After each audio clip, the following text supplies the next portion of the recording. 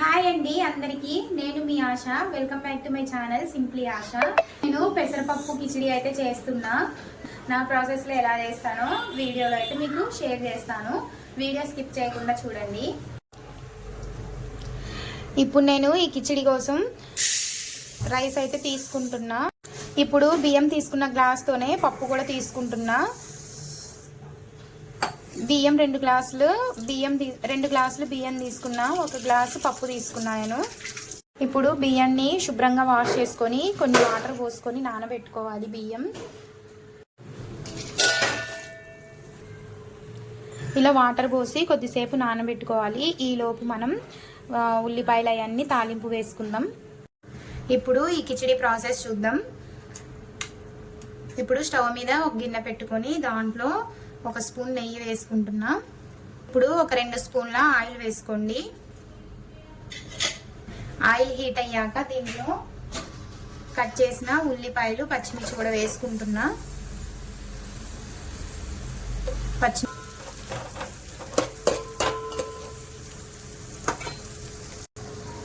ఇప్పుడు దీంట్లో కొన్ని మసాలా దినుసుల్ని వేసుకోండి.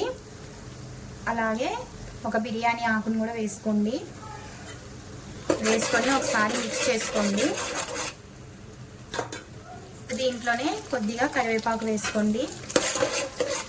ఉల్లిపాయలు కొద్దిగా మగ్గిన తర్వాత అల్లం పేస్ట్ కూడా వేసుకోండి. అల్లం పేస్ట్ వేసుకొని ఒకసారి మిక్స్ చేసుకోండి. ఇలా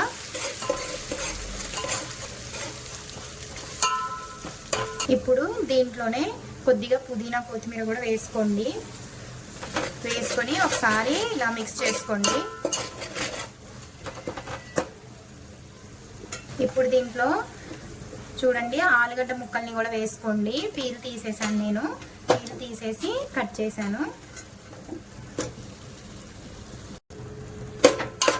ఇప్పుడు ఒకసారి మిక్స్ చేసి దీంట్లో పసుపు కూడా వేసుకోండి.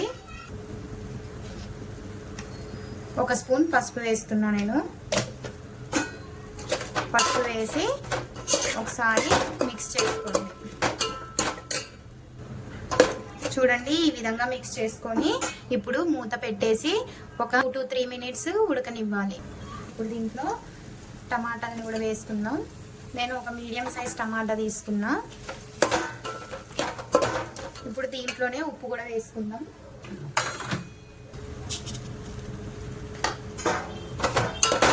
ఇప్పుడు ఒకసారి మిక్స్ చేసుకొని టమాటా మగ్గే వరకు, అంటే ఒక 2 to 3 మినిట్స్ టమాటా కూడా మగ్గే వరకు మీడియం ఫ్లేమ్లో ఉంచాలి. ఇప్పుడు ఒక 2 నిమిషాల తర్వాత మూత తీద్దాం. చూడండి టమాటా కూడా మంచిగా మగ్గిపోయింది.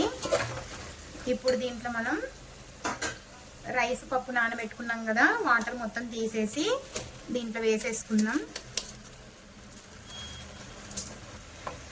ఈ రైస్ అనేది నూనెలో ఇలా ఫ్రై అవ్వడం వల్ల రైస్ కూడా పొడి పొడిలాడుతుంది. మంచిగా ముద్దగా అవ్వదన్నమాట, పొడి పొడిలాడుతుంది. ఇలా ఒక 1 మినిట్ వరకు ఇలా రైస్ వేగాలి ఆయిల్లో. ఇప్పుడు 1 మినిట్ తర్వాత దీంట్లో ఎసరు కూడా పోసేసుకుందాం.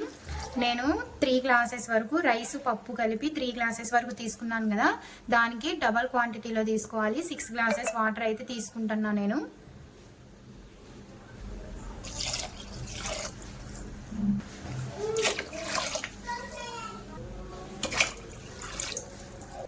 ఇప్పుడు ఒకసారి ఇలా గంటతో కలిపేసుకున్న తర్వాత ఉప్పు కూడా సరిపోకపోతే ఇప్పుడే వేసేసుకోండి. ఇప్పుడు మంటని హై ఫ్లేమ్లో పెట్టి ఒక 5 నిమిషాల వరకు బియ్యం దగ్గర అయ్యే వరకు ఉడికించుకోండి. చూడండి ఈ విధంగా రైస్ మొత్తం దగ్గరకు అయ్యాక ఒకసారి మిక్స్ చేసుకోండి.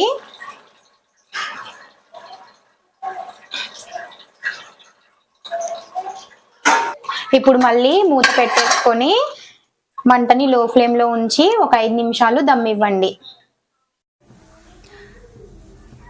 ఇప్పుడు 5 మినిట్స్ తర్వాత మూత తీసి చూద్దాం. చూడండి రైస్ కూడా పొడి పొడిలాడుతూ చక్కగా ఉడికిపోయింది.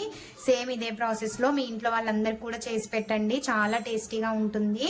నా వీడియో కనుక మీకు నచ్చినట్టయితే ఖచ్చితంగా మన ఛానల్ని సబ్స్క్రైబ్ చేసుకోండి. అలాగే లైక్ చేయండి, షేర్ చేయండి, కామెంట్ సెక్షన్లో కామెంట్ చేయండి నా వీడియో ఎలా ఉందో. Thank you for watching.